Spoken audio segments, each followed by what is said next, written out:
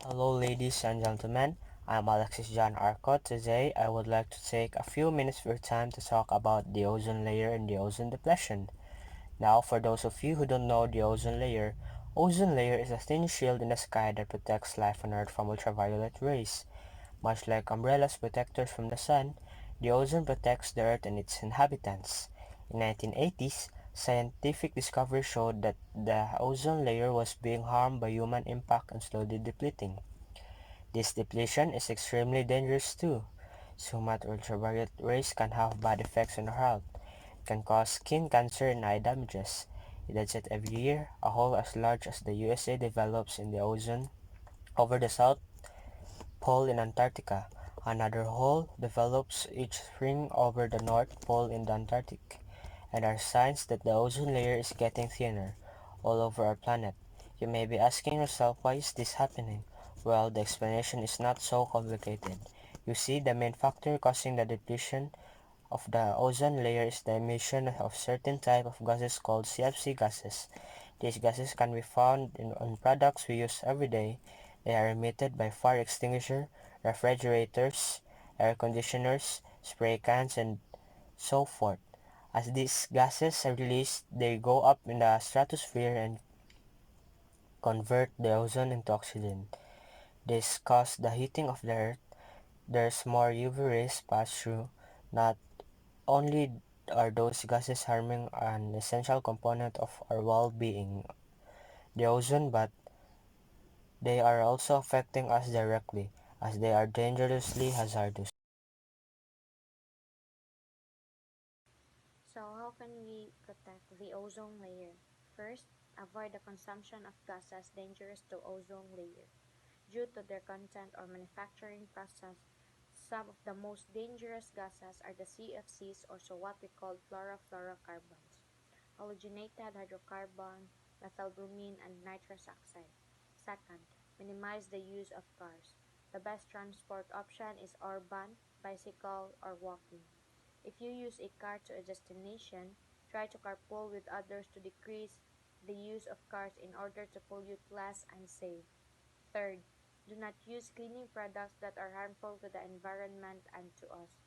Many cleaning products contain solvents and substances corrosive, but you can replace these dangerous substances with non-toxic products such as vinegar or bicarbonate. Fourth, buy local products. In this way, you not only get fresh products but to avoid consuming food that has traveled long distance. As the more distance traveled, the more nitrous oxide is produced due to medium used to transport that product. Lastly, maintain air conditioners, as their manufactions cause CFC to escape into the atmosphere. We can avoid ozone depletion by avoiding products that has chlorofluorocarbons known as also CFS, chemical fertilizers that had been used in agriculture or by the farmers, from burning of plastic and rubber products that can also prevent from waste generation, and other smokes from vehicles and factories that uses machine that can cause poison gases.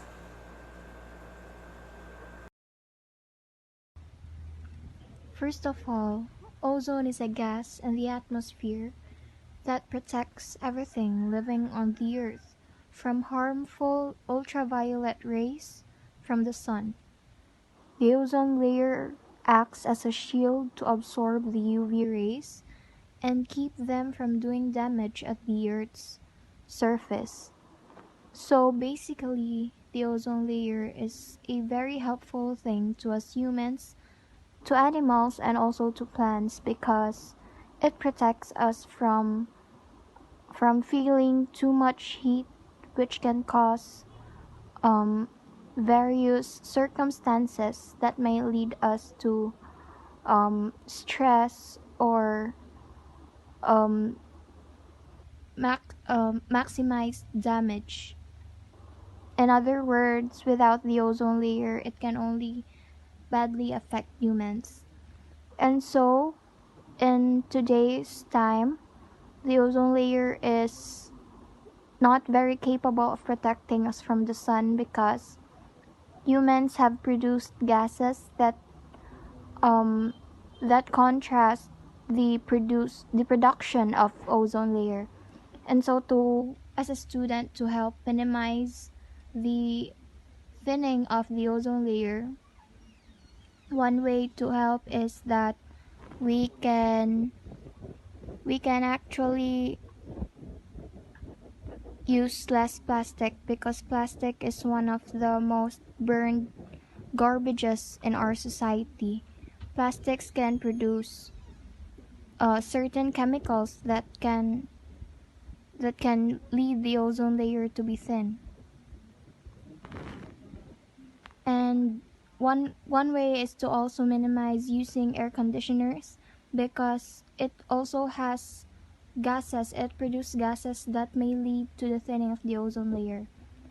So to conclude, two simple ways help the ozone layer from to help the ozone layer to bring back to its normal use is that we reduce the use of plastic and we reduce the burning, and also we make ways to conserve the gases that may harm the ozone layer, and one way is to limit the air conditioning.